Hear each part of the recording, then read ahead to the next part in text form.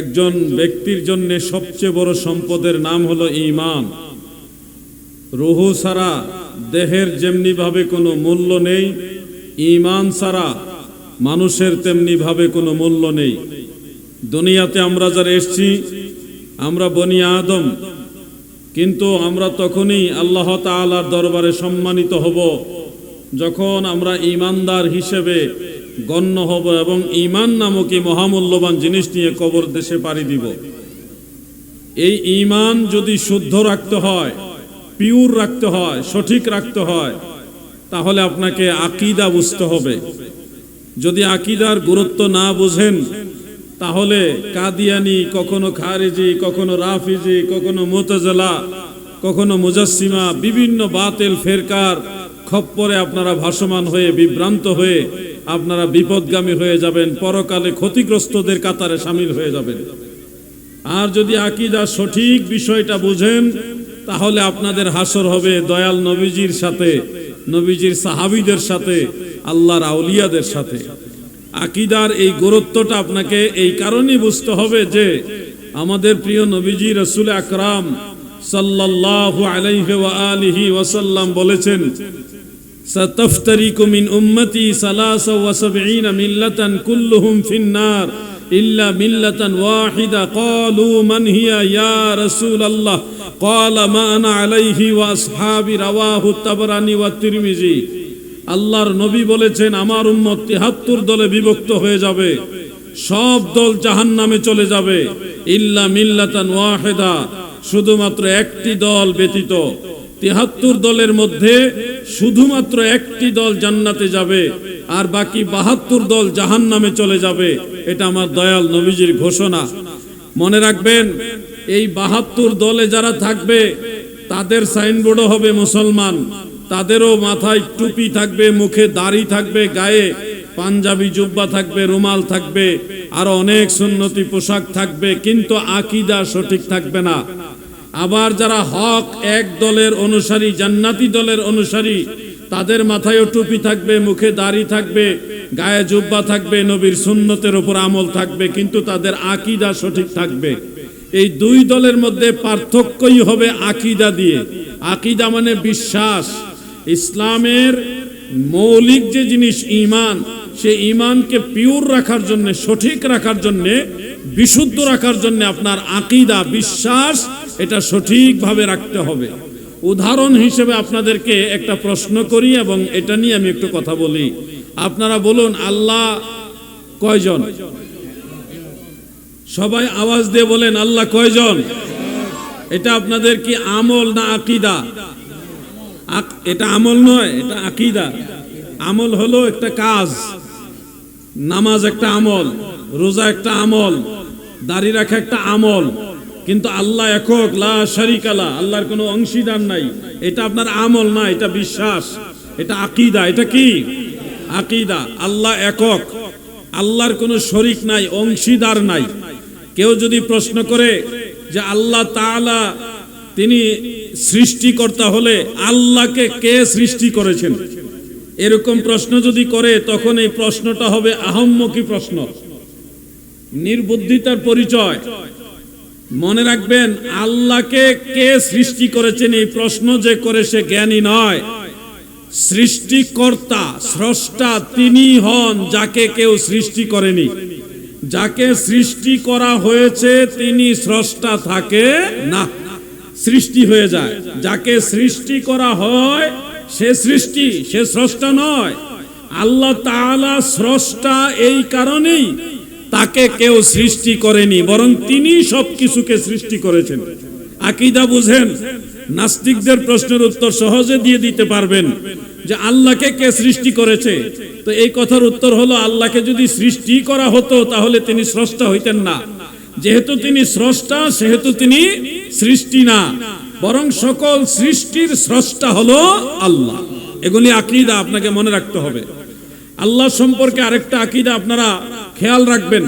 অনেক আলেমরা ঝুঁসে বলে ফেলেন যে নবী হলো আল্লাহর ছায়া, নবী আল্লাহর ছায়া। মনে রাখবেন, দয়াল নবীজির শান ও আজমত আমার আল্লাহ অনেক উঁচা করেছেন, অনেক রফা করেছেন, বুলন্দ করেছেন, সেটা অবশ্যই অনস্বীকার্য। কিন্তু নবীজিকে আল্লাহর ছায়া বলা যাবে না। বললে এখানে ইমানের ঘাটতি হবে, আকীদা নষ্ট হবে, আপনার ইমান সমস্যা হয়ে যাবে। কেন আল্লাহর ছায়া কাউকে বলা যায় না? কেন? কোরআনুল কারীম আল্লাহ তাআলা বলেছেন ওয়ালাইসা কামিসলিহি শাই, আল্লাহর মতো কিছুই নাই। আল্লাহর মতো, মতো মানে কি? মেসাল। মেসাল মানে উপমা, তুলনা। আল্লাহর সাথে মেসাল দেওয়ার, তুলনা দেওয়ার, উপমা দেওয়ার মতো কিছু। এখন আপনি যদি একটা লাইটের সামনে দাঁড়ান, তা আপনার অপোজিটে লাইট যেদিকে আর বিপরীত দিকে আপনার শরীরের ছায়া পড়বে। দিনের বেলায় সকালে অথবা বিকালে যদি দাঁড়ান, তাহলে আপনার শরীরের ছায়াটা সূর্যের আলোতে পড়বে। তা আপনি চিকন হইলে চিকন সাইজের ছায়া পড়বে, মোটা হলে মোটা সাইজের ছায়া পড়বে, পেট বড় হইলে বড় পেটওয়ালা ছায়া পড়বে, পেট সমান হইলে সমান পেটওয়ালা ছায়া পড়বে, তাই না? যার বডি যেরকম তার ছায়াটাও সেরকম। তার মানে ছায়াটা তার কায়ার সাথে মেসাল দেয়, উপমা দেয়, সদৃশ বা সাদৃশ্যতা দেয়। এই জন্যে ওয়ালাইসা কামিসলিহি শাই, আল্লাহর মতো কিছুই নাই। এই আয়াতের আলোকে নবী পাক সাল্লাল্লাহু আলাইহি ওয়াসাল্লাম অথবা কোনো কিছুকে আল্লাহর ছায়া বলা যাবে না। আকীদা কি বুঝতে পারতেছেন আপনারা? অনেক বড় বড় আলেমরাও এই ভুলগুলি করে গেছে, সেগুলোর সংশোধনী দিয়েছেন হলো হযরতে মুজাদ্দিদ আল ফিসানি রাহমাতুল্লাহ আলাইহি। তিনি এগুলি মাকতুবা শরীফে ধরে ধরে বলছে যে এটা বলা যাবে না, আকীদার সংশোধন করায় দিয়েছে। এজন্য আমার দাদু ভাইয়েরা গো, এই মত শব্দ থেকে আরেকটা কথা আমার স্মরণে আসলো। যুবক ভাইয়েরা, তোমাদের এটা জানা দরকার, মত মানে মেসাল, উপমা। এই বিষয়টা বুঝে আপনারা আরেকটা আকীদা সংশোধন করে নেবেন। আমরা যারা সুন্নি, আমাদের আকীদা এই ব্যাপারে ঠিক আছে। যাদের মধ্যে একটু লড়র ফড়র আছে, তারা একটু ঠিক করে নেবেন। যেমন কোরআনুল কারীমের মধ্যে আমার আল্লাহ তাআলা বলেছেন, কুল ইন্নামা আনা বাশারুম মিসলুকুম ইউহা ইলাইয়া আন্নামা ইলাহুকুম ইলাহু ওয়াহিদ। সূরা কাহফের 110 নম্বর আয়াতের মধ্যে এটা উল্লেখ আছে, এবং সূরা হামিম সাজদার 6 নম্বর আয়াতের মধ্যে একই কথা উল্লেখ। আমার আল্লাহ বলেন, নবী গো, আপনি বলুন আমি তোমাদের মতো মানুষ, আমার কাছে ওহী আসে, আর তোমাদের প্রভু একক আল্লাহ। এই আয়াতের আলোকে আমরা সুন্নি মুসলমানেরা বুঝি একরকম, আর যাদেরকে ওয়াহাবি বলা হয় তারা বুঝে আরেক রকম। মনে রাখবেন, এখানে আল্লাহ তাআলা বলেছেন ইন্নামা আনা বাশারুম মিসলুকুম। হাবিব আপনি বলুন নিশ্চয়ই আমি তোমাদের মতো বাশার, তোমাদের মতো মানুষ। এখানে মেসালের কথা আসছে, মতো মতো উদাহরণ উপমার কথা আসছে। খুব খেয়াল করে শুনবেন যুবক ভাইরা।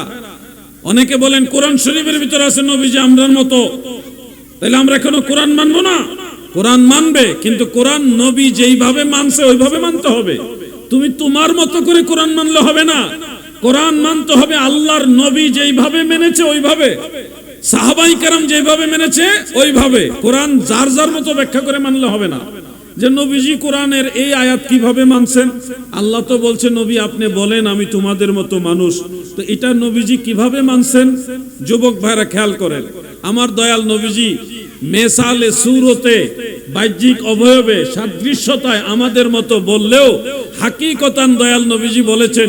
সহিহ মুসলিমের মধ্যে উল্লেখ, সুনানু আবি দাউদের মধ্যে উল্লেখ, জামিউত তিরমিজির মধ্যে উল্লেখ, সুনানু নাসাইর মধ্যে উল্লেখ, মিশকাতুল মাসাবিহ সেই কিতাবের মধ্যে খতিবে তিবরিজি রাহমাতুল্লাহ আলাইহি তিনি উল্লেখ করেছেন। দয়াল নবীজি সাহাবীদেরকে উদ্দেশ্য করে বলতেন, অনেকবার বলেছেন আইয়ুকুম মিসলি, তোমরা কে আছো আমার মতো, মানে আমার মতো তোমরা কেউ নাই। কোন সময় নবীজি বলতেন লাস্তু কাহাদিকুম, আমি তোমাদের কারো মতো নই। কখনো বলতেন লাস্তু কাহাদি মিনকুম, আমি তোমাদের মধ্য হতে কারো মতো নই। তাহলে কোরআনের আয়াতের সঠিক মর্মার্থ নবীজি তুলে ধরছেন এইভাবে যে বাহ্যিক সুরতে, সিফতে, অবয়বে, সাদৃশ্যতায়, মেসালের দিকে আমি তোমাদের মতো হলেও হাকিকতে তোমরা কেউ আমি রাসূলের মতো না। কোরআন এবং হাদিস, হাদিস এবং কোরআন দুইটা একসাথে সমন্বয় করতে হবে। আমার দাদু ভাইয়েরা কিছুদিন আগে একজন বিপদগামী ভাই সোশ্যাল মিডিয়াতে একটা স্ট্যাটাস দিয়েছে, তিনি বলেছেন নবীজি আমাদের মতোই মানুষ। এমনকি তিনি বোঝাইতে গিয়ে বলতেছে আবু জাহেল যেরকম মানুষ আমার নবী ওরকম মানুষ। নাউজুবিল্লাহ বলেন। আবু জাহেলের সাথে আমার নবীজিকে নিয়ে তুলনা দিছে। আমার মনে হয় এই লোকটা এই জমানার আবু জাহেল, এই লোকটা এই জমানার আবু জাহেল। সে আর কোন লোক পাইল না। দৃষ্টিভঙ্গি দেখেন, তার দৃষ্টি হলো আবু জাহেলের দিকে। আর আমার নবীজির ব্যাপারটা তো তুলনাই দেওয়া যাবে না। কোন নবী, কোন রসুল, হযরত আদম থেকে হযরত ঈসা পর্যন্ত কোন নবীও আমাদের নবীর মতো। রাসূল তোমারই কারণে বিশাল ভুবনে মহান আল্লাহ তাআলার পরিচয়। রাসূল আল্লাহ তাআলার পরিচয়।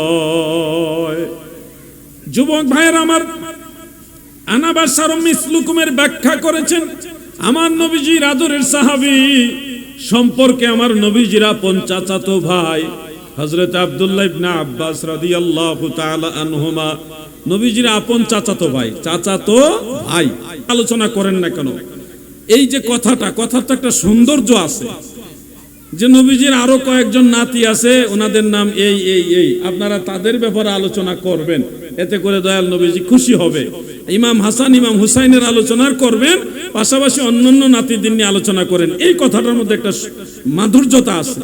তো এই যে কইল দুইজন নিয়ে লাফালাফি করি, ইমাম হাসান ইমাম হুসাইনের কথা বলাটা ওনার কাছে লাফালাফি। নাউজুবিল্লাহ বলেন। আচ্ছা আপনারা বলেন, নবীজির সব নাতিরা মহাসম্মানিত, এতে আমাদের কোনো অবজেকশন থাকার সুযোগ নাই। ওনারা আমাদের মাথার তাজের চেয়ে আরো দামি, অতুলনীয়। কিন্তু ইমাম হাসান ইমাম হুসাইনের মর্যাদা স্পেশাল। আমার নবীজি বলছে না, ইমাম হাসান ইমাম হুসাইন রাদিয়াল্লাহু আনহুমার মর্যাদাটা ব্যতিক্রম।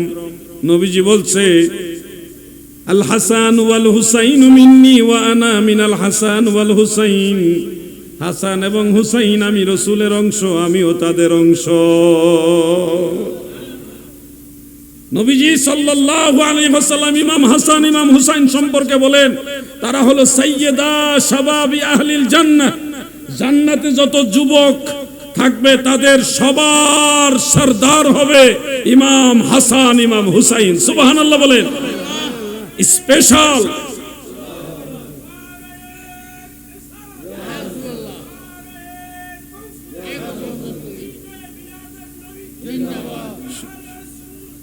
শুহাদায়ে কারবালা। আমার দয়াল নবীজির স্পেশাল এই দুইজন নাতির মর্যাদা নবীজি নিজে বয়ান করেছেন, যার কারণে কিন্তু আমরা এটা আলাদা গুরুত্ব দেই। গুরুত্বটা আমরা নিজের থেকে দেই না, মদিনাওয়ালা দিয়া গেছে এই জন্য আমরা দেই। এটার অর্থ এই না নবীজির অন্যান্য পরিবার বর্গ কাউকে আমরা ছোট করছি, বরং সবাইকে আমরা তাজ, মাথার তাজ হিসেবে সম্মান করি। কিন্তু ইমাম হাসান ইমাম হুসাইনের বিষয়টা ভিন্ন। দাদু আমার, এগুলি হলো খারেজি, যারা ইমাম হাসান ইমাম হুসাইনের প্রশংসা শুনলে ডাইনে বামে খালি বিভিন্ন কথা খুঁজে, এগুলি হলো খারেজি। খারেজি চিনতে অনেক বড় বড় কিতাব পড়া লাগে না, এই অল্পতেই বুঝবেন। আপনারা আমাকে একটা জিনিস সহযোগিতা করুন। ইমাম হাসান ইমাম হুসাইন রাদিয়াল্লাহু তাআলা আনহুমা এই দুইজন জান্নাতে থাকলে সর্দার হিসেবে থাকবেন। এখন যারা এই দুইজনের প্রশংসা পছন্দ করে না, তারা তাইলে জান্নাতে সর্দার হিসেবে কাদেরকে মানবে? আরেকজন শিয়া মৌলবী বলতেছে জান্নাতে ইমাম হাসান এবং ইমাম হুসাইন হলো সর্দার, কিন্তু হযরত আবু বকর সিদ্দিক, হযরত ওমর ফারুক রাদিয়াল্লাহু আনহুমা ওনাদেরকে বৃদ্ধদের সর্দার বলা হয়েছে হাদিসে। এটা নাকি জাল হাদিস, উমাইয়াদের বানানো হাদিস। উনি যুক্তি দিলেন কি, জান্নাতে কোনো বৃদ্ধ লোক থাকবে না, সব জওয়ান হবে। যেহেতু জান্নাতে সব জওয়ান, তাহলে সবার সর্দার ইমাম হাসান ইমাম হুসাইন। যুক্তিটা শুনলে আপনারা প্রাথমিকভাবে ভাববেন যে এটা ঠিক, ওই হাদিসটা ভুল, অথচ ওইটাও সিহাসিত্তার হাদিস, যে বৃদ্ধদের সর্দার হবে হযরত আবু বকর সিদ্দিক, হযরত ওমর ফারুক, ওনারা হবে বৃদ্ধদের সর্দার। আর যুবকদের সর্দার হবে ইমাম হাসান ইমাম হুসাইনি দুই হাদিসের সমন্বয় কি? শিয়ারা তো ওইদিকে ঘুরাই দেয়। এবার সঠিক ব্যাখ্যাটা আপনারা শুনুন, সঠিক জিনিসটা জানার দরকার আছে কিনা। কারণ হলো দয়াল নবীজি একবার বলছিলেন জান্নাতে কোনো বৃদ্ধ লোক জান্নাতে যাবে না, বা জান্নাতে কোনো বৃদ্ধ লোক থাকবে না। এখন যারা সাহাবীদের মধ্যে বৃদ্ধ বয়োজ্যেষ্ঠ তারা চিন্তা করে গেলেন, বললেন ইয়া রাসূলুল্লাহ, তাহলে আমরা কি জান্নাতে যেতে পারবো না? আমরা তো বয়োজ্যেষ্ঠ, মুরব্বী হয়ে গেছি, বৃদ্ধ হয়ে গেছি। দয়াল নবীজি মুস্কি হাসি মুবারক দিয়ে বলছে, তোমরা যখন জান্নাতে থাকবে তখন বৃদ্ধ রূপে থাকবে না, নওজওয়ান হিসেবে থাকবে। সুবহানাল্লাহ। এটা দিয়েও শিয়া যারা তারা একটা আবার ব্যাখ্যা দেয় যে দেখেন জান্নাতে কোনো বৃদ্ধ লোক থাকবে না, সব জওয়ান থাকবে। অতএব হযরত আবু বকর সিদ্দিক, হযরত ওমর বৃদ্ধদের সর্দার, এই কথা সঠিক না। এটাও একটা যুক্তি তাদের। মনে রাখবেন কথাগুলো ভাই। জান্নাতে যুবকদের সর্দার হবে ইমাম হাসান, ইমাম হুসাইন, এটা সঠিক, সত্য। কিন্তু মনে রাখবেন কোন দৃষ্টিতে? যুবক বয়সে যারা দুনিয়া থেকে ইন্তেকাল হয়েছে তাদের সর্দার হবে ইমাম হাসান, ইমাম হুসাইন। আর বৃদ্ধ বয়সে দুনিয়া থেকে যারা ইন্তেকাল হয় তারা জান্নাতে যুবক বয়সের মতোই প্রবেশ করবে, কিন্তু তাদের সর্দার হবে হযরত আবু বকর সিদ্দিক, হযরত ওমর ফারুক। এখানে ক্লাসিফিকেশনটা করা হবে। মুরব্বীরা জান্নাতে যাবে যুবক হয়ে, কিন্তু এই মুরব্বী বয়সে যারা মারা গেছে তাদের সর্দার হবে শাইখাইন হযরত আবু বকর সিদ্দিক, হযরতে ওমর ফারুক। আর যুবক বয়সে যারা ইন্তেকাল করেন, মারা যান, তাদের সর্দার হবে ইমাম হাসান, ইমাম হুসাইন। এই জন্য ইমাম হাসান এবং ইমাম হুসাইনের কথাটা যখন নবীজি বলেছেন, স্পেশাল যুবক শব্দটা সংযুক্ত করে দিয়েছেন, সাইয়্যিদা শাবাবি আহলিল জান্নাহ। শাবাব মানে যুবক, শাবাব মানে কি? যুবক। যুবক বয়সে যারা মারা যান সেই যুবকদের সর্দার হবে ইমাম হাসান, ইমাম হুসাইন। কথাটা কি বুঝতে পারছেন আপনারা? নবীজির এক হাদিস মানবেন আর এক হাদিস মানবেন না, এরকম যেন না হয়। আমরা প্রত্যেকটা হাদিসের উপরে ঈমান রাখতে হবে। আল্লাহ আমাদের বুঝার তৌফিক দেন, বলেন আমিন। দুরূদ শরীফ পড়ুন। আল্লাহুম্মা সাল্লি মাওলানা মুহাম্মদ ওয়া আলা।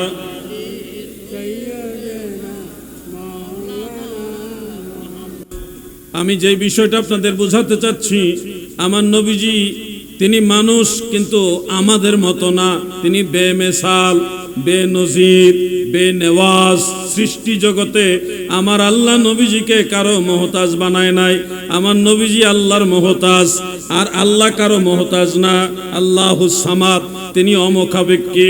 প্রিয় যুবক ভাই আমার, অনেক ভাইয়েরা ব্যাখ্যা করেন এই আয়াতে আমার আল্লাহ নবীকে বলেছে ইন্নামা আনা বাশারুম মিসলুকুম। হাবিব আপনি বলুন আমি তোমাদের মতোই মানুষ। এখানে নবীজিকে বাশার বলা হয়েছে। কি বলা হয়েছে? বাশার। ওয়াহাবি যাদেরকে বলা হয় তারাই বাশারের অর্থ করে যে নবীজি মাটির তৈরি মানুষ। বাশারের অর্থ কি করে? মাটির তৈরি। বাশার মানে কি বলে? মাটির তৈরি। কিন্তু বাশার মানে মাটির তৈরি নয়। মনে রাখবেন এই কথাগুলো। বাশার মানেই মাটির তৈরি নয়। বাশার কুরআনুল কারীমের আয়াত অনুযায়ী তিন রকম হয়। মাটির তৈরি হয়, পানির তৈরি হয়, এমন কি নুতফার তৈরিও, এই হাড় হাড্ডি দিয়ে তৈরি, ওটাকেও বাশার বলা হয়। টোটালি কোরআন এবং হাদিস টোটালি 5 ভাগে বাশার আছে। কয় ভাগে? 5 ভাগে। 1 নম্বরে খেয়াল রাখেন, হযরত আদম আলাইহিস সালাম তিনি বাশার, বরং তিনি আবুল বাশার, সব বাশারের বাবা, সব বাশারের বাবা। তিনাকে আল্লাহ তাআলা মাটি থেকে সৃষ্টি করেছেন। খালাকাহু মিন তুরাবিন। আল্লাহ তাআলা হযরত আদমকে মাটি থেকে সৃষ্টি করেছেন। তাহলে এক বাশার পাইলাম মাটির তৈরি। এক বাশার কিসের তৈরি? ঘুমাই রয়েছেন নাকি আপনারা? মাটির তৈরি পাইলাম এক বাশার। এবার আরেক বাশার দেখেন, ওটা মাটির তৈরি না, ওই বাশার হলো পানির তৈরি। কিসের তৈরি? পানির তৈরি। সেই বাশারের কথা আছে সূরা ফুরকানের মধ্যে। আল্লাহ তাআলা সেখানে বলেন ওয়া হুয়াল্লাযী খালাকা মিনাল মাই বাশারা, ওয়া হুয়াল্লাযী খালাকা মিনাল মাই বাশারা ইলা আখিরিল আয়া। এখানে আল্লাহ তাআলা বলেছেন তিনি সেই সত্তা, তিনি সেই মহান আল্লাহ যিনি পানি থেকে বাশার সৃষ্টি করেছেন। তাহলে আরেক বাশার হলো পানির তৈরি। এক বাসার হলো মাটির তৈরি, আরেক বাসার কিসের তৈরি? পানির তৈরি। আবার খেয়াল করেন 3 নম্বর বাসার, আমি 5টা বাসার ব্যাখ্যা দিচ্ছি। 3 নম্বর বাসার হযরতে মারিয়াম আলাইহাস সালাম, তিনি ছিলেন কুমারী, তিনার বিবাহ শাদী হয়নি। ওই অবস্থাতে আল্লাহ তাআলা তিনাকে গর্ভে হযরতে ঈসা আলাইহিস সালামকে পাঠিয়েছেন।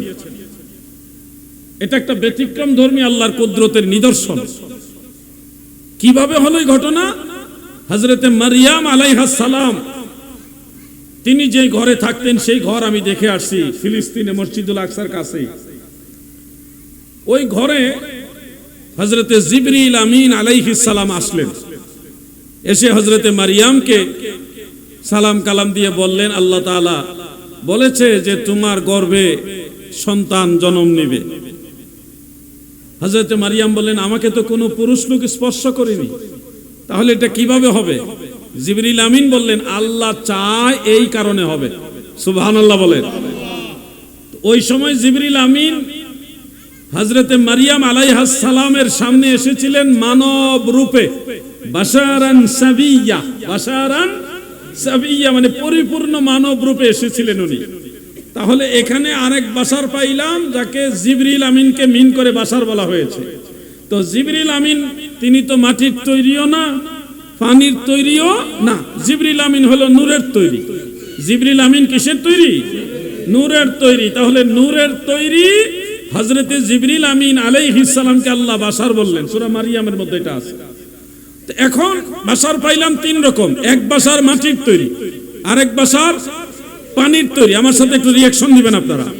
3 নম্বরে আরেক বাশার পাইলাম নূরের তৈরি। 3 নম্বরে আরেক বাশার কি পাইলাম? নূরের তৈরি। এবার 4 নম্বরে শুনেন, 5টা বাশারের কথা বলবো বলেছিলাম। 4 নম্বরে হলো হযরতে আদম আলাইহিস সালামের স্ত্রী, আমাদের আদি মাতা হযরতে হাওয়া আলাইহাস সালাম, তিনি মাটির তৈরিও নন, তিনার মাও নাই বাবাও নাই। এই জন্য উনি পানির তৈরি বা নুতফার তৈরি হওয়ারও সুযোগ নেই। তিনাকে আল্লাহ তাআলা নূর দিয়েও বানাননি, তিনাকে বানিয়েছেন, সৃষ্টি করেছেন আল্লাহ হযরতে আদমের বাম পাজরের নরম হাড্ডি দিয়ে, যেটা সহিহ বুখারীর মধ্যে পরিষ্কার উল্লেখ আছে। এবার আমরা 4 নম্বর মানুষ বা বাশার পাইলাম হাড্ডির তৈরি। কিসের তৈরি? হাড্ডির তৈরি। আল্লাহ পারে কিনা? যুবক ভাইরা বলেন, আল্লাহ পারে কিনা? দেখেন আল্লাহ কত কিছু পারে। 4 নম্বরে পাইলাম মানুষ হাড্ডির তৈরি, হাড়ের তৈরি, হাড়। এই 4টা গেল। এবার 5 নম্বরে শুনেন, আমার নবীও বাশার। ইন্নামা আনা বাশারুম মিসলুকুম। নবী গো, আপনি বলুন আমি তোমাদের মতোই মানুষ। এই বাশার দ্বারা কি বোঝানো হয়েছে? একজন বক্তা আছে, রকেট বক্তা, আপনারা নিশ্চয় ওনার নাম শুনেছেন। জীবনে বহু মিথ্যাবাদী বক্তা দেখেছি, রকেট হুজুরের মতো এত বড় মিথ্যাবাদী আমি জীবনে কাউকে দেখি নাই। রকেট হুজুর চিনছেননি? ওরে রকেট দিয়া মাহফিলে যায়, তো হেলিকপ্টার বলে পছন্দ হয় না, রকেট দিয়া বলে মাহফিলে যায়। কত বড় আন্তর্জাতিক মিথ্যাবাদী রকেট হুজুর। চিনছেন না আপনারা? রকেট হুজুরে চিনছেন না? আরে 1990 সাল, এখন চিনছেননি? ভাড়া কইরা নিত, বহু টাকা পাইতো। 90 সালের ঘটনা। হ্যাঁ, অক্সফোর্ডের শিক্ষক। চিনছেননি না? আরো চিনার লাগবে। এই যে গতকাল বেচারা অনেকবার স্বপ্ন দেখছে আরেকজন বক্তারে, সারাদিন বলে স্বপ্নে দেখছে, তে নামাজ পড়ছে না, জোহর আসর মাগরিব, তো সারাদিনে ঘুমাইও যদি আরেক বক্তারে স্বপ্নে দেখে, এ নামাজ পড়লো কোন সময়, খাইলো কোন সময়? ঘুমাই সারাদিন বলে এক বক্তারে স্বপ্নে দেখছে। কি অসুস্থ মানুষ! এই লোকে একটা বক্তব্য দিয়েছে মানুষকে ধোঁকা দেওয়ার জন্য। কোরআন দিয়ে মানুষকে ধোঁকা দেয়, তারা কোরআন দেখিয়ে মানুষকে ধোঁকা দেয়। ইউদিল্লু বিহি কাসীরা ওয়া ইয়াহদি বিহি কাসীরা। কোরআন দিয়ে বহু মানুষ গুমরাহ হবে, কোরআন দিয়ে বহু মানুষ হেদায়েতের পথ পাবে। আমি বোঝানোর জন্য বলছি, কোরআনুল কারীমে মহান আল্লাহ তাআলা বলেছেন, কুল ইন্নামা আনা বাশারুম মিসলুকুম। নবী গো, আপনি বলুন আমি তোমাদের মতো বাশার, এই যে নবীজিকে আল্লাহ বাশার বলেছেন, এই বাশার নিয়ে জোড়া লাগাইছে আরেক আয়াতের সাথে। সেই আয়াতের মধ্যে সূরা সোয়াদের মধ্যে আমার আল্লাহ বলেছেন, ইন্নী খালিকুম বাশারাম মিন তিন, নিশ্চয়ই আমি বাশার বানাইছি মাটি থেকে। যেহেতু বাশার বানাইছে আমার আল্লাহ মাটি থেকে, আর আমার নবীও বাশার, সুতরাং দুই আয়াত জোড়া লাগাইয়া উনি প্রমাণ করছে নবী মাটির তৈরি বাশার। আমরা যুবকরা কয় ঠিক, বুঝছেন নি? আমি এবার ভেজালটা ভাঙিয়ে দিই আপনাদের, কোন জায়গায় ভেজালটা লাগাইছে। এই 90 সালের বক্তা মারাত্মক, কারো জন্ম যদি আবার 90 সাল হয় আমার বিরুদ্ধে আবার লাগে না, আপনার বিরুদ্ধে বলছি না, এটা আরেক 90 সালের বক্তা, খুব মারাত্মক। আল্লাহ তাআলা বলেছেন, ইজ ক্বালা রাব্বুকা লিল মালাইকাতি ইন্নী খালিকুম বাশারাম মিন তিন। স্মরণ করুন সেই সময়ের কথা যখন আপনার প্রভু ফেরেশতাদেরকে বলল যে আমি মাটি থেকে মানুষ সৃষ্টি করব। এই যে কথাটা খেয়াল করেন, মসজিদের সম্মানিত খতিব সাহেব মাঝে মধ্যেই ওয়াজটা করেন যে ফেরেশতাদেরকে আল্লাহ জমায়া বলছে, ইজ ক্বালা রাব্বুকা লিল মালাইকাতি ইন্নী জাইলুন ফিল আরদি খলিফা। কি হ্যাঁ, এটা শুনেন না আপনারা? সূরা বাকারার মধ্যেই তো আছে, হে ফেরেশতারা আমি মানুষ বানাইবো, আমার খলিফা জমিনে প্রেরণ করব। ফেরেশতারা কইল, আল্লাহ আপনার তাসবিহ তাহলিলের জন্য আমরাই যথেষ্ট, মানুষ বানাইবার দরকার না, এরা জমিনে রক্তপাত ঘটাবে, ফেসাদ সৃষ্টি করবে। আল্লাহ বলছে, ইন্নী আ'লামু মা লা তা'লামুন, আমি যা জানি তোমরা তা জানো না। এই যে ঘটনাটা ফেরেশতাদেরকে বলছিল আমি মানুষ বানাইতে চাই, ফেরেশতারা না করছে, বলেন তো এটা কারে বানাইবার সময় কইছে? বুঝেন নাই কথাটা আপনারা সবাই? অনেক উত্তর দিচ্ছেন, কিন্তু আমি সবার কাছে উত্তরটা আশা করি। আল্লাহ তাআলা কাকে সৃষ্টি করার আগে ফেরেশতাদেরকে এই কথাটা জিজ্ঞাসা করেছিলেন? কাকে? হযরত আদম আলাইহিস সালামকে। মাশাআল্লাহ, এলাকার মানুষ খুব জ্ঞানী, ধর্ম সম্পর্কে অনেক ভালো জানে। আল্লাহ আপনাদের জ্ঞান আরো বাড়ায় দেক, আমিন বলেন। হযরত আদম আলাইহিস সালামের এই কথাটা ওই সূরা সোয়াদের 71 নম্বর আয়াতের মধ্যে আছে যে ইজ ক্বালা রাব্বুকা লিল মালাইকাতি ইন্নী খালিকুম বাশারাম মিন তিন। স্মরণ করুন সেই সময়ের কথা যখন আপনার রব ফেরেশতাদেরকে বলল যে আমি মাটি দিয়ে মানুষ বানাবো। এই ঘটনাটা হলো হযরত আদমকে বানাইবার কেন্দ্রিক, হযরত আদমকে সৃষ্টি করার কেন্দ্রিক। আর আদম নবীর সৃষ্টির আয়াত নিয়ে লাগাইছে আমাদের নবীর সাথে। ফেসটা কোন জায়গায় বুঝতে পারছেন তো আপনারা? যে আয়াতে বলেছে মানুষ বানাবো, বাশার সৃষ্টি করব মাটি থেকে, এই আয়াতে মূলত আমাদের নবীজির কথা বলা হয়নি। এখানে বলা হয়েছে হযরত আদম নবীকে মাটি থেকে বানাবে, ওই কথা যেটা অন্য আয়াতে আল্লাহ সরাসরি বলেছেন খলাকাহু মিন তুরাবিন, আমি মানুষ, আমি তাকে হযরত আদমকে সৃষ্টি করব মাটি থেকে। এই আদম নবীর মধ্যে দাঁড়িয়েছে একের পর এক, বারবার ইমাম হুসাইন তাদেরকে নসিহত দিয়েছে, বুঝানোর চেষ্টা করেছে। ইমাম হুসাইনের বুঝ মানে নাই, ইমাম হুসাইন তাদেরকে বুঝানোর চেষ্টা করেছে, ইমাম হুসাইনের বুঝ তারা মানে নাই। আলাউদ্দিন জিহাদিরে মানবো, আর ইমাম হুসাইন রাদিয়াল্লাহু আনহুকে মানে না, এরা আলাউদ্দিন জিহাদিকে মানবে? বুঝাইতে বুঝাইতে না, এক ফোঁটা পানি পর্যন্ত দেয় না।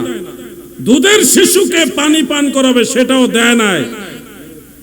এরপরে লিল্লাহে তাকবীরের গ্রুপ যেটা বাইরেছে ইহুদি জনতা, আমি এদেরকে তৌহিদি জনতা বলি না, এগুলি হলো ইহুদি জনতা। বাইরে মুসলমান হলো, ভিতরে ইহুদিদের এজেন্টরা। এরা ওই তাকবীরের ধ্বনি দিয়ে দিয়ে ইমাম হুসাইনের গলায় ছুরি চালিয়েছে। এরা যদিও নবী মুসলমান, কিন্তু এরা মুসলমান নয়, এরা নবীর দুশমন, ইসলামের দুশমন। ঠিক কিনা বলো? এদের সাথে ইসলামের কোনো সম্পর্ক নেই। যারা নবীর নাতির গলায় ছুরি চালাতে পারে, জান্নাতের যুবকদের সরদারের গলায় ছুরি চালাতে পারে, তাও তাকবীর দিয়ে দিয়া। এখন দেখেন না তাকবীর দিয়া মাজার ভাঙে, তাকবীর দিয়া খানকা ভাঙে, তাকবীর দিয়া দরবার ভাঙে। এই গোষ্ঠী তাকবীর দিয়া ইমাম হুসাইনকে শহীদ করছে। এই গোষ্ঠী সেই গোষ্ঠী মাজারের বিরুদ্ধে যারা এখন বিভিন্ন ধরনের কাহিনী করতেছে, এটাই সেই গোষ্ঠী।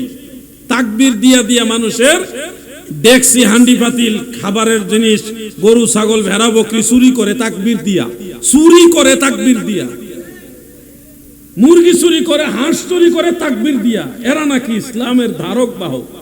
কল্পনা করা যায় বালিশ চুরি করতেছে মসজিদের ইমাম সাহেব, তালতলা মসজিদের ইমাম বালিশ চুর। আবার এই বালিশ চোরেরও মুসল্লি আছে। আমি কি এগুলি বানাই বলতেছি, জানেন না আপনারা এগুলো? এই জন্য সচেতন হতে হবে। সুন্নি মুসলমান হরে সাবধান, ওহাবি খারিজির দলে লুটিল ঈমান। কত সুকৌশলে তারা সুন্নিদেরকে ড্যামেজ করার চেষ্টা করছে জানেন?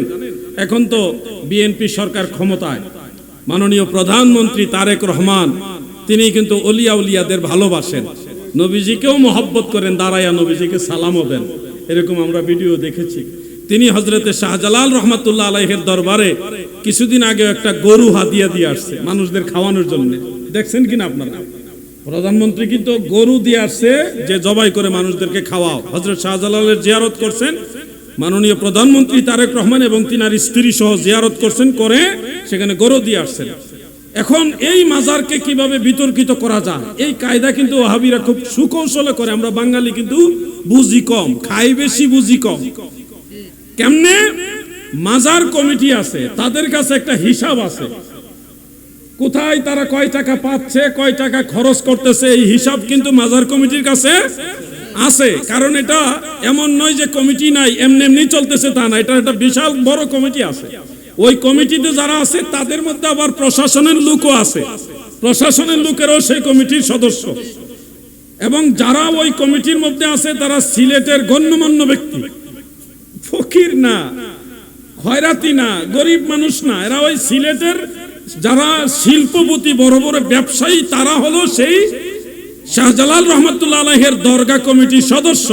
এই কমিটিতে সাথে তারা নিজেদেরকে সম্পৃক্ত রাখে আল্লাহর ওলির মহব্বতে, শাহজালাল রহমাতুল্লাহ আলাইহির মহব্বতে। এখন নিয়ম হলো এই মাজারের হিসাবের মধ্যে গরমিল হচ্ছে কিনা, কোনো খেয়ানত হচ্ছে কিনা, হিসাবে তসররুফ হচ্ছে কিনা, এটা যদি আপনি ফাইন্ড আউট করতে চান, চিহ্নিত করতে চান, তাহলে প্রথম কাজ হলো কমিটির সাথে বসা এবং কমপক্ষে কয়েক মাসের হিসাব অথবা এক মাসের হিসাব অথবা এক বছরের হিসাব তাদের কাছে আপনি চাইতেন যে লিখিতভাবে আপনারা কমিটির পক্ষ থেকে কত টাকা এই এক বছরে আয় হয়েছে, কত টাকা ব্যয় হয়েছে হিসাব দেন। এটা চাবে না? কি কথা বলেন না কেন? চাইবে না? এই যে মসজিদ আছে, মসজিদ কমিটির কাছে আপনি হিসাব না চাইয়া, আয় ব্যয়ের হিসাব না চাইয়াই যদি বলেন মসজিদ কমিটি সুর, তাহলে কি এটা কি লিগ্যাল হবে? কমিটির কাছে কোনো হিসাবও চায় নাই, কমিটিরা হতভম্ব হয়ে গেছে। হঠাৎ কইরা বাহিনী লইয়া যায়া ছোট ছোট দেখে টাকা দেখা মাথা, আর ঠিক কাজ করে না, বড় বড় স্বাস্থ্যবান বাক্স লয়ে গেছে, সরকারি বাক্স, মোটা মোটা বাক্স নিয়ে থইছে, নিয়া 3 দিনে কালেকশন করে মোটামুটি একটা অ্যামাউন্ট দেখাইছে, 17 লাখ প্লাস, 17 লাখ প্লাস, এর সাথে কিছু গয়নাকাটি দেখায় বলতেছে এই মাজার ব্যবসায়ীরা সব খেয়ে ফেলতেছে, মাজার ব্যবসায়ীরা 700 বছর ধরে সব লুটপাট করে ফেলছে। আরে তুমি তখনই তাকে খেয়ানতকারী বলতে পারবে, তখনই তুমি তাকে বলতে পারবে লুটপাটকারী, যখন তার কাছে তুমি একটা হিসাব চাইবে, তার হিসাবের সাথে যখন গরমিল প্রমাণিত হবে, তখন না বলবা যে এরা টাকা পয়সা খাইছে। কমিটির মানুষদের কাছে সাংবাদিকরা জিজ্ঞাসা করছে আপনারা টাকা পয়সা কি করছেন না করছেন একটু বলেন। তারা বলতেছে আমাদের কাছে হিসাব চাইবে, তো আমাদের তো হিসাব চাওয়ারই সুযোগ দিল না ওনারা, এইসব বলবে তো আমাদের একটা হিসাব দেন। হিসাব চাই নাই, উল্টা একটা অ্যাকশন নিয়ে গোটা দেশবাসীর কাছ থেকে একটা গেম নিল।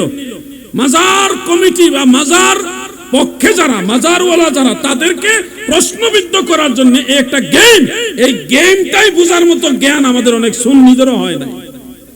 আমরা অনেকে মনে করতেছি ঠিক এরা মনে বহু টাকা মেরে ফেলছে। আরে ভাই, মেরে ফেলছে তখন বলা যাবে যখন হিসাবে গরমিল প্রমাণিত হবে। আপনি তো তার কাছে হিসাবই চান নাই, কিভাবে বুঝলেন এই লোকটা সব খেয়ে ফেলছে? এগুলি হলো কৌশল। সারা দেশে মাজার, পীর, মুর্শিদ, আউলিয়াদেরকে ছোট করার জন্য, হেন করার জন্য মানুষের ব্রেইনে এই মেসেজটা পৌঁছাইতেছে মাজার মানা যাবে না, মাজারে যাওয়া যাবে না, মাজারের কাছে টাকা দেওয়া যাবে না, ইত্যাদি ইত্যাদি। এই একটা মেসেজ মানুষের কাছে পৌঁছাই দিল। আচ্ছা আপনারা বলেন, এই যুবক বারে খেয়াল করেন, আমার একটা প্রশ্নের জবাব দেন আপনারা। মাজারে টাকা দেয় কারা, ওয়াহাবিরা না সুন্নিরা? জোরে বলেন, কারা দেয়? সুন্নিরা কোনোদিন বলছেন যে মাজারের টাকা কি হয় এই হিসাব দেন? কইছেন কোনোদিন আপনারা? আপনাদের টেনশন নাই। আমার কথা হলো আমি মাজারে দিছি আল্লাহর ওলির মহব্বতে, আল্লাহ তাআলা সন্তুষ্টির জন্য। এই টাকা খাদেম খাবে, এই মাজারের যারা দায়িত্বশীল আছে তারা খাবে, এই মাজারে যারা গরিব মিসকিন আছে তারা খাবে, এই মাজারের যত প্রতিষ্ঠান আছে সেখানে ব্যয় হবে কমিটির মাধ্যমে। এই নিয়তেই তো আমরা দেই। আমরা তো এমন নিয়তে দেই না যে এই টাকা সরকারে নিয়ে কোন জায়গাত নিব, এই নিয়ত না। আমার নিয়ত হলে মাজারে, এই খানকায় যত প্রতিষ্ঠান আছে, এই মাজারে এই খানকায় যত গরিব মানুষ আছে, মেহমান মুসাফির আছে, তারাই এটা খাবে, দোয়া করবে, আল্লাহর ওলিও রুহানি ভাবে খুশি হবে। এটা আমাদের মূল মাকসাদ। এখন সুন্নিরা টাকা দেয়, ওয়াহাবিরা কি মাজারের টাকা দেওয়া জায়েজ বলে? যুবক ভাইরা কথার উত্তর দেন না কেন? ওয়াহাবিরা মাজারে টাকা দেওয়া জায়েজ বলে? মাজারে মানত করা ওয়াহাবিরা জায়েজ বলে? তো তারা তো এটা জায়েজই মনে করে না, এখন গেছে টাকার ভাগ লইতো। যেই টাকা হারাম, তাদের দৃষ্টিতে যেই টাকা হারাম, এই হারাম টাকা তারা নিয়ে কি করব? এটা তো হারাম। তাদের ফতোয়া মোতাবেক টাকা কি হারাম। এই হারাম টাকা দিয়া এখন যদি তারা খায়, তাহলে কি খাইলো? হারাম খাইলো না? এখন হারাম টাকা মসজিদে লাগানো জায়েজ আছে? মুরব্বীরা আওয়াজ দেন, জায়েজ আছে? হারাম টাকা মাদ্রাসায় লাগানো যাবে? এই হারাম টাকা কি করবো তারা? তাদের ফতোয়া দিয়েই তো টাকা নিতে পারবে না। আমাদের দাবি কি? আমাদের দাবি হলো যদি অসচ্ছতা থাকে, থাকতেও পারে, অসম্ভব কিছু নয়, অসচ্ছতা থাকতেও পারে, তসররুফ থাকতেও পারে। এক্ষেত্রে আমাদের করণীয় কি? প্রশাসন এবং মাজার কমিটি এবং গণ্যমান্য ব্যক্তি যারা আছে তাদের সবাই মিলে শক্তিশালী একটা কমিটি করবে, যেখানে কোনো দুর্নীতি হবে না, তসররুফ হবে না, কোনো ধরনের অস্বচ্ছতা থাকবে না। সেই স্বচ্ছ একটা কমিটি করে তখন এটা সুন্দর সুষ্ঠুভাবে পরিচালনা করা। এখন মূল উদ্দেশ্য তাদের স্বচ্ছতা প্রমাণ করা নয়, তাদের উদ্দেশ্যই হলো মাজার কমিটি মানে হলো মাজারের টাকা মাইরা খাইতেছে, এটা প্রমাণ করা। মেসেজ দিল যে মাজারের খাদেম এরা খারাপ, মাজারের খাদেম এরা কি খারাপ, ওই মেসেজটা দিল জাতির সামনে। কিন্তু আমরা বুঝি নাই, আমরা মনে হচ্ছে 3 দিন এত টাকা উঠছে, তাহলে 1 মাসে কত উঠছে, 1 বছরে কত উঠছে, আমাদের ব্রেইনে ঢুকাই দিয়েছে টাকা মাইরা খাইতেছে। কিন্তু তারা যে খরচ করছে কিনা, তারাও কি এভাবে উঠাইছে কিনা, এই হিসাবটা তো আমাদের কাছে প্রকাশ করা হলো। আমার ভাইরা, যুগের চাহিদা অনুযায়ী কথাগুলি বললাম। বহু সমস্যা আমাদের দেশে, ওয়াহাবিরা তাদের টার্গেট নিয়ে আগায় যাইতেছে। আচ্ছা আপনারা বলেন 22,000 কোটি টাকা খুব সামান্য টাকা না? 22 টাকা না, 22,000 কোটি টাকা, 22,000 কোটি টাকা ব্যাংকের থেকে নিয়ে যারা জান্নাতের টিকিট বিক্রি করে ভোট চাইছে, এইটা খুব স্বচ্ছতা, এটা খুব ভালো কাজ, ঠিক কিনা বলেন? বুঝলেন? ঠিক কয়।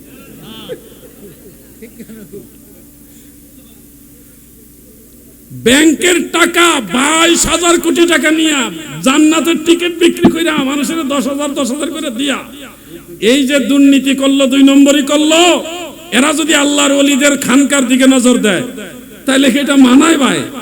সুরে বিচার করতে গেছে, মানে শিয়ালে বিচার করতে গেছে মুরগির। আল্লাহ তাআলা যেন এই জাতি থেকে গোটা মুসলিম সমাজকে হেফাজত করেন, বলে না আমি। আপনারা একটা মাসালা আমাকে বলুন তো, আপনারা একটু হেল্প করুন, মাজারে মানত করা যাবে কিনা? জোরে বলেন, পিছনে বাইরেও বলেন, মাজারে মানত করা যাবে কিনা এটা আপনাদেরও জানা দরকার আছে।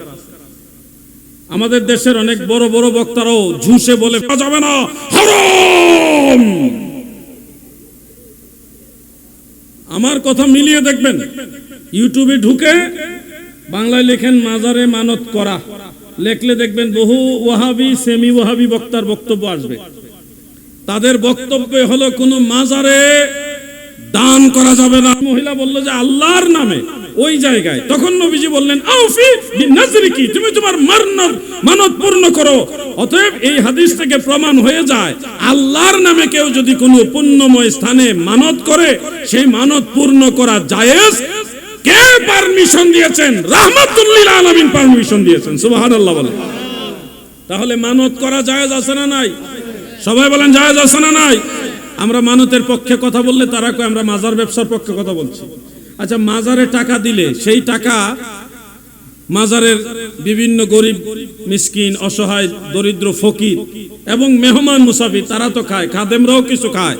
এবং এই টাকা মাদ্রাসাতেও লাগে, এই টাকা বিভিন্ন মানবিক সেবার কাজেও লাগে, বিভিন্ন কাজে লাগে। এটা যদি ব্যবসা হয়, মাজার ব্যবসা হয়, তাহলে আপনারা দেখেন তো, আজকে একজন লোক আমাকে এটা মেসেজ করলেন যে মাজারের টাকার এই কালেকশনের এইগুলি আপনারা সমর্থন করেন কেন, আপনারা মাজার ব্যবসার পক্ষে কথা বলেন কেন? আমি তখন বললাম, ভাই আপনি তো একজন আলেম, মসজিদ মাদ্রাসার নামে আপনারা কালেকশন করেন না? তখন বলল, হ্যাঁ করি। তাহলে আমি কি আপনাকে আপনার যুক্তি অনুযায়ী বলবো যে আপনারা মসজিদ মাদ্রাসার নামে কালেকশন করে ধর্ম ব্যবসা করতেছেন? কোন এটা কিভাবে বলে আমরা মসজিদ মাদ্রাসার নামে তুলি, এটা ধর্ম ব্যবসা অনেক হবে কেন? আমি বললাম, আপনারা সত্য করে বলেন, মানুষ মসজিদে টাকা দিলে শুক্রবারে দোক আর বাক্সাতে যেদিনই দোক, এটা থেকে আপনারা বেতন নেন না? হ্যাঁ নেই। অনেক সময় বিভিন্ন সুযোগ সুবিধা নেন না? নেই। তাহলে এটা ব্যবসা হয় না? মসজিদের টাকা আপনি খাইতে পারবেন, এটা জায়েজ। মাজারের টাকা খাদেমরা খাইলে না জায়েজ কেমনে? আপনি মসজিদে সময় দিতেছেন, এই জন্য আপনি বেতন নিতে পারবেন। খাদেমও তো মাজারে পড়ে থাকে, তার ফ্যামিলি বাদ দিয়া মাজারের জিয়ারতকারীদের সেবা করে, সে নিতে পারবে না কেন? ওইটা ব্যবসা আর আপনারটা হালাল। এটা কেমন কথা ভাই, আমার বুঝান তো। কথা কি বুঝতেছেন আপনারা? সবারই তো সংসার আছে। খাদেম হয়েছে বিদায় যে সেই লোক কোনো কিছুই নিতে পারবে না, একবারে সব বরবাদ। আমি কিন্তু কোনো মাজারের খাদেম হিসেবে কথাগুলি বলছি না, আমি একজন মুসলিম দায়ী হিসেবে আপনাদেরকে বলছি। একজন খাদেম, সেও একজন মানুষের সেবক, সেও সময় দিতেছে, মানুষের সেবা করতেছে।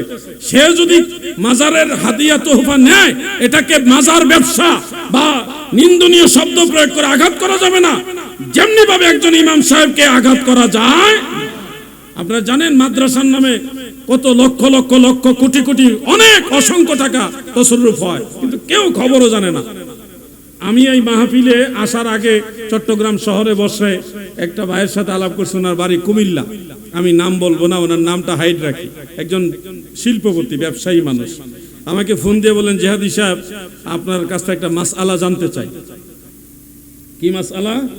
যে আমাকে এক মাদ্রাসা, ওই মাদ্রাসাতে আমি সবসময় দান সদকা করি, ওই মাদ্রাসা হুজুরা আমার ধরছে, আমি যেন একটা গরু দিই, দিলে এই গরু দিয়া তারা রান্না বান্না করে তারা এলাকার মানুষও তারা সহ বা মাদ্রাসার ছাত্ররা সহ খাবে। এখন আমার কাছে তো অ্যাভেলেবেল ওইভাবে টাকা নাই, তবে আমার জাকাত ফান্ডে টাকা আছে। কি ফান্ডে? জাকাত ফান্ডে, মানে জাকাতের টাকা দেওয়ার মতো আছে।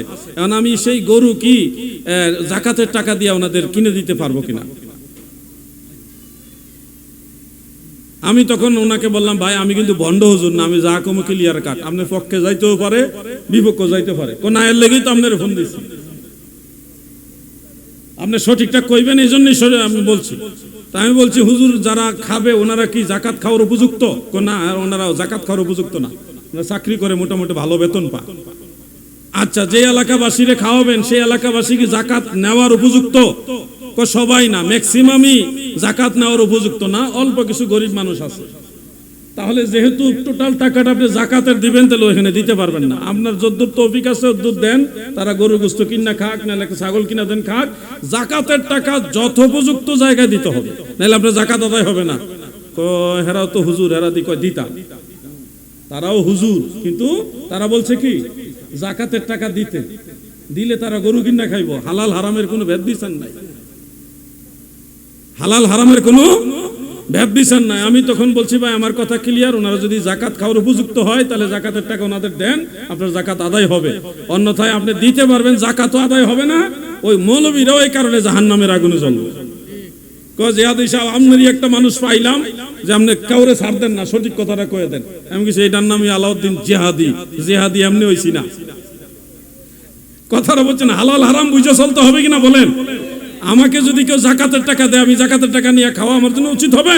আমার দিল মরে যাবে, কলব মরে যাবে, তাকওয়া কমে যাবে, ঈমানের নূর কমে যাবে, জজবা কমে যাবে, হক কথা বলতে পারবো না, কণ্ঠের আওয়াজ আল্লাহ কমায় দিবে, কারণ আমার ভিতরে ভেজাল ঢুকে গেছে। না যাই না, আপনি যদি হারাম জিনিস খাওয়াই দেন, আমি জানি না, আমি হালাল মনে করে আপনার ঘরে ভাত খাই আসছি, এখন না যাই না, এটা আল্লাহ বুঝে, যাই না শুনে হারাম খাইলে এটা কিন্তু বাবাজি আপনার ঈমানের বড় খতরা হবে। আল্লাহ আমাদের সবাইকে বোঝার তৌফিক দেন, আমিন বলেন, সবাই বলেন আমিন। এই সোহাদায়ে কারবালার মাহফিল থেকে পরিষ্কার ভাষায় আমি বললাম, আল্লাহর ওলিদের বিরুদ্ধে, আল্লাহর ওলিদের দরগা খানকার বিরুদ্ধে বহু ষড়যন্ত্র হয়, বহু ধরনের কূট চক্রান্ত হয়। এগুলি রুখে দেওয়ার মতো নবীর সৈনিক এই বাংলার জমিনে আছে না নাই? যুবকরা আওয়াজ দিয়ে বলো, আছে না নাই? এই দেশে ইসলাম এনেছে আল্লাহর ওলিরা।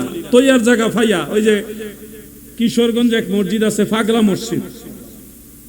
পাগল, সে আল্লাহর পাগল ছিল, আল্লাহর পাগল ছিল। সেই লোকের নামে মানুষ টাকা দেয়, সারা বছর ওয়াজ করে মান্নতের টাকা খাওয়া যাবে না, মান্নত করে হারাম। মানুষ পাগলের নামে মান্নত করে টাকা দিতেছে, আর এটা ওয়াহাবিরা বস্তা বান্ধা বান্ধা খাইতেছে।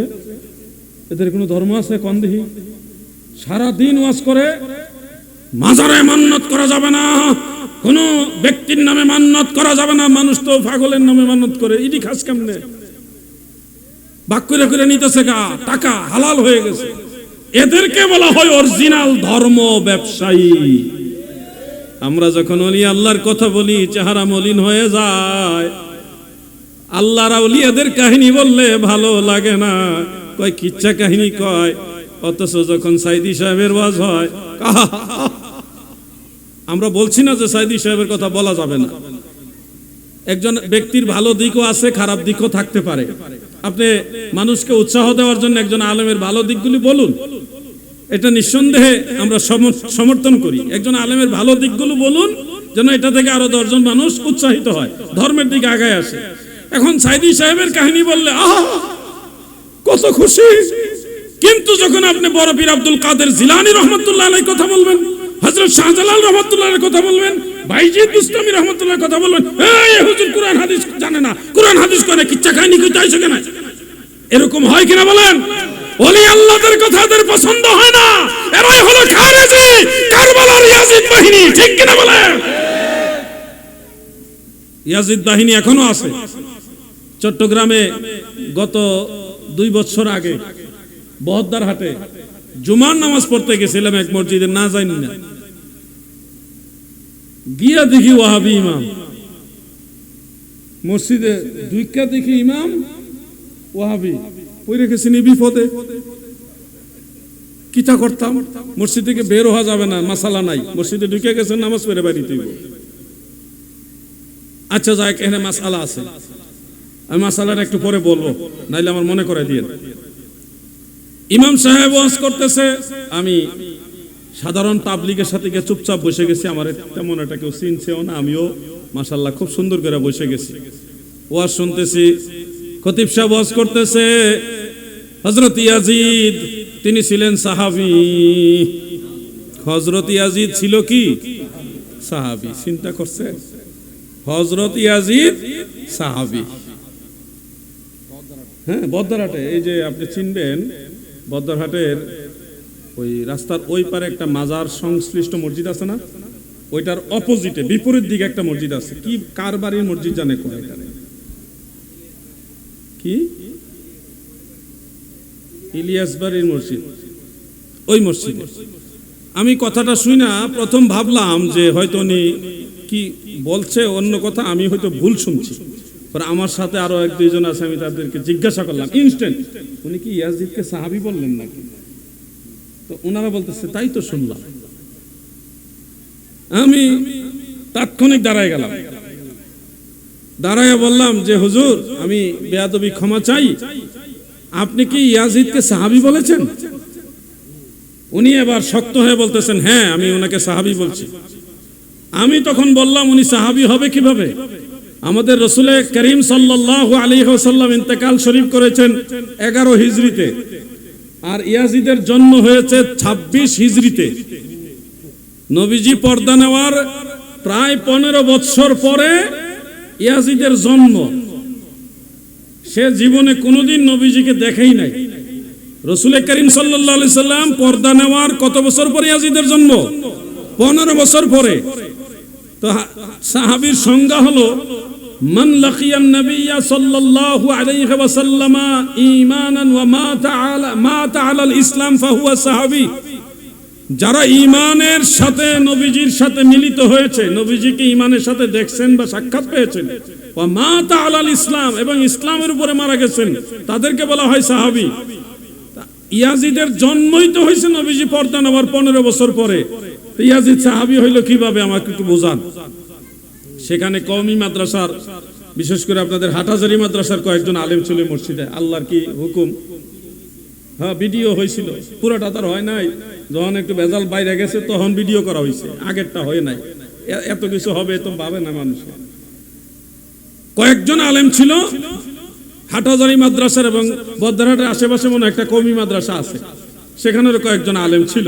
ওই আলেমরা আবার আমার সমর্থন করছে, এরা বিরোধিতা করে নাই। আলেম তো দল যেটাই করুক, আলেম হইলে একটা গুণ থাকে, এই যে পড়ালেখা করছে, 2-4 কথা পড়ছে, তো এই জন্য ইলম থাকলে কাজে লাগে। এই কওমি আলেমরা আমার পক্ষে দাঁড়াইছে। হ্যাঁ তাই তো জিহাদি সাহেব যেটা বলছেন ঠিক বলছে, আপনি একটু বলেন। উনি বলতেছে আমার কাছে দলিল আছে। কি দলিল আছে?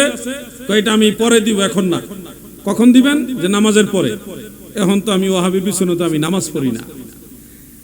আমি আমার কায়দায় নামাজ পড়ছি কেমনে, আমি মাসালাটা বলবো, আমার একটু খেয়াল করে দিয়েন আপনারা ভুলে গেলে। নামাজের পরে সুন্নত বাদাল জুমা 4 রাকাত পড়লাম, এরপরে 2 রাকাত নফলও পড়লাম। বেচারা নামাজ শেষ হইতেছে না, ইমাম সাহেবের নামাজ আর শেষ হইতেছে না, উনিও পড়তেছে আরো পড়তেছে। আমি তো খুঁটি মেরা বইছি, আজকে উঠতাম না। উনি কয় রাকাত নামাজ পড়তে পারে দেখি আজকে। আচ্ছা, অনেকক্ষণ পরে নামাজ শেষ হইলো, ওইটাই নামাজ শেষ করে উনি মসজিদের পাশে কবরস্থান আছে, ওইখানে ওইটা গিয়ে দাঁড়ায় গেছে জিয়ারত করবো। জিয়ারত লম্বা সময় ধরে করতেছে।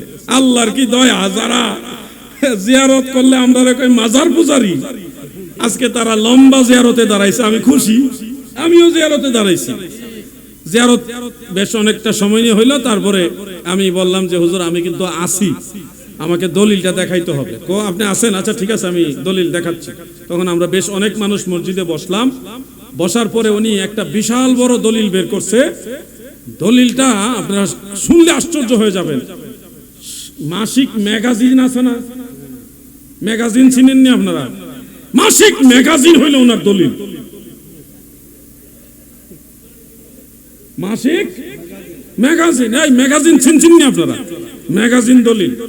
আচ্ছা আচ্ছা ঠিক আছে, ম্যাগাজিনে থাকলেও তাও তো একটা বইয়ে আছে। ঠিক আছে বলেন এটা মধ্যে কি আছে? তো উনি বাইর করলেন, ইমাম যাহাবী রাহমাতুল্লাহ আলাইহি বলছে, আমরা ইয়াজিদকে গালিও দেই না, ইয়াজিদরে পছন্দ করি না। তো এই কথা উনি পয়রা শুনাইলো। শোনানোর পরে কওমি আলেমরা, হাটহাজারী আলেম এবং ওই কওমি আলেমরা বলতেছে এখানে তো আর ইয়াজিদের সাহাবীর কথা নাই। জিহাদি সাহেবের প্রশ্ন তো ওইটা না। জিহাদি সাহেবের প্রশ্ন হলো ইয়াজিদ সাহাবী, এটা কই আছে আপনি দেখাইবেন বলছে। এখানে তো বলছে ইমাম যাহাবী বলছে যে আমরা ইয়াজিদরে পছন্দ করি না, ভালো বাসি না, গালিও দেই না। এইরকম ইমাম যাহাবীর একটা মত। এখানে তো আর ইয়াজিদ সাহাবী এই কথা নাই। এখন তো উনি থতমত খেয়ে গেছে। তখন আমি উনাকে একটু সেভ করার কারণে, কারণ আমি জানি এই ধরনের একটা ভয়ঙ্কর ভুলের কারণে ওনার চাকরিটা থাকবে না, আমি বললাম, আমি নিজের থেকে বললাম হয়তো উনি হযরত আমিরে মুআবিয়া রাদিয়াল্লাহু আনহুর নাম বলতে গিয়ে ভুলক্রমে ইয়াজিদের নাম বলে ফেলছে, তাই না হুজুর? মানে আমি একটু সেভ করার করতেছি, উনিও সংশোধন হয়ে যাক, মসজিদের চাকরিটাও হ্যাঁ মসজিদের জন্য বাইর না হয়, এটা আমার উদ্দেশ্য। বেচারা পেটে লাথি যেন না পড়ে। বেচারা কি করলো, না না ইয়াজিদের ব্যাপারে আমি বলছি নে মরসতি। এখন সব আলেমরাই আমার সমর্থন করলো, না না ইয়াজিদ সাহাবী না, উনি সাহাবী না, এটা আমরা একবার শিওর। তো মোটামুটি মসজিদ কমিটিও বুঝতে পারছে। পরে শুনছি আসরের সময় ওনার চাকরি নাই। পরে আবার আইছে কিনা আমি জানি না, আইতেও পারে, কারণ হইলো যে যারে ভালোবাসে তার আনতেও পারে। কিন্তু আমাদের বক্তব্যটা হলো, যুবক ভাইরা শোনো, আকীদার গুরুত্ব কেন দিতে হয়? আকীদার গুরুত্ব কেন দিতে হয়? তুমি যদি আকীদার গুরুত্ব না দাও, তাহলে ওই ইয়াজিদের ভালোবাসাও তোমার দিলের ভিতরে ঢুকে যাবে। ইয়াজিদের ভালোবাসাও তোমার দিলের ভিতরে ঢুকে যাবে। এবার শুনেন, মাসআলা বলি। যদি কোনো মসজিদে ঢুকে দেখেন এই মসজিদের ইমাম সাহেব সুন্নি নয়, আহলুস সুন্নাহ ওয়াল জামাতের আকীদা পোষণকারী নয়, আপনি যেভাবে আপনি বুঝতে পেরেছেন যে এই ইমামের আকীদা গলত, আকীদার মধ্যে সমস্যা আছে। এখন আপনি কি তার পিছনে জুমা পড়বেন কিনা? জুমার নামাজের মাসআলাটা বলছি। এই ক্ষেত্রে মাসআলা হলো, জুমার নামাজ একা একই পড়া যায় না। জুমার নামাজ পড়ার জন্য 6টি শর্ত আছে। কয়টি শর্ত? 6টি শর্ত, এর মধ্যে একটা শর্ত হলো জামাতে পড়তে হবে। একা একা অন্যান্য নামাজ হয় কিন্তু জুমার নামাজ হয় না। এখন আপনি তো জুমা বাড়িতে গিয়ে একা পড়তে পারবেন না, অলরেডি মসজিদে চলে আসছেন। এক্ষেত্রে আপনার জন্য মাসআলা হলো আপনি জুমা পড়বেন, ওনাদের সাথেই পড়বেন, কিন্তু আখির জোহর 4 রাকাত শেষে পড়বেন। আখির জোহর 4 রাকাত শেষে পড়ে নিবেন। সবচেয়ে নিরাপদ হলো আপনি যদি জানেন এই মসজিদের ইমাম ভেজাল, তাহলে এই মসজিদে যাবেন না। যেই মসজিদের ইমাম আহলুস সুন্নাহ ওয়াল জামাতের আকীদার, একটু দূরে হইলেও ওখানে গিয়ে নামাজ পড়বেন। আর যদি ভুলক্রমে অজান্তে যদি কোনো মসজিদে ঢুকে যান, সেক্ষেত্রে নামাজ পড়বেন, কিন্তু 4 রাকাত নামাজ পড়বেন আখির জোহর। এটা কখন পড়বেন? বাদাল জুমা যখন শেষ, এরপরে আপনি 4 রাকাত পড়বেন, নফল পড়বেন না, 4 রাকাত আখির জোহর পড়বেন। এটা হলো ওই যে আপনি ইমাম যদি ভেজাল হয় নামাজ তো হয় না। ইমাম ভেজাল হইলে কি নামাজ হয় না? তাহলে আপনার নামাজটাই তো বাদ হওয়ার চেয়ে আপনার জোহরের নামাজটা আদায় হওয়া তো ভালো। ওই জোহরের রিপ্রেজেন্টেটিভ হিসেবে আপনি এখন আখিরি জোহর 4 রাকাত পড়ে নেবেন। মাসআলাটা কি বুঝতে পারছেন আপনারা? আর 5 ওয়াক্ত নামাজের ক্ষেত্রে অনেকে আমাকে প্রশ্ন করেন, 5 ওয়াক্ত নামাজের ক্ষেত্রে অনেক এলাকার মসজিদের ইমাম সাহেব আহলুস সুন্নাহ ওয়াল জামাতের আকীদার থাকে না, তারা ভিন্ন বাতিল আকীদার লোক থাকেন। তাদের পিছনে নামাজ পড়বে কিনা, বা অনেক সময় উপায়ও থাকে না, কি করণীয়? সেক্ষেত্রে আলা হযরত আজিমুল বারাকাত ইমাম আহমদ রেজা খান ফাজিলে বেরলভী রাহমাতুল্লাহ আলাইহি আমাদেরকে এই মাসআলা সুন্দরভাবে শিক্ষা দিয়েছেন। আমরা যখন দেখব যে মসজিদের ইমামের আকীদা প্রকাশ্যে আমরা জানি যে গলত, তাহলে তার পিছনে আমরা ইক্তেদা করব না। ইক্তেদা করব না, যেমন ইক্তেদাইতু বিহাযাল ইমাম বলবো না, এমনি নিজে নিজে দাঁড়াবো, কাতারে দাঁড়াবো, আমি আমার মতো তাকবীরে তাহরিমা বাঁধবো, আমার মতো সানা তাউস তাসমিয়া সূরা ফাতিহা কেরাত, আমি সবার সাথে ম্যাচিং করে রুকুতে যাব, ম্যাচিং করে সেজদা করব, কিন্তু আমার যাবতীয় যা কিছু সব আমি আমার মতো আদায় করব। এটা এই একটা কারণেই করবেন যে ফিতনা যেন না হয়, সমাজে যেন ফিতনা সৃষ্টি না হয়। আপনি যদি ওই অবস্থায় মসজিদ থেকে বের হয়ে আসেন, তাহলে সমাজের মধ্যে একটা ফিতনা তৈরি হবে, আপনার চলার পথ সংকুচিত হবে, সমস্যার সম্মুখীন হবেন। এই জন্য ফিতনা থেকে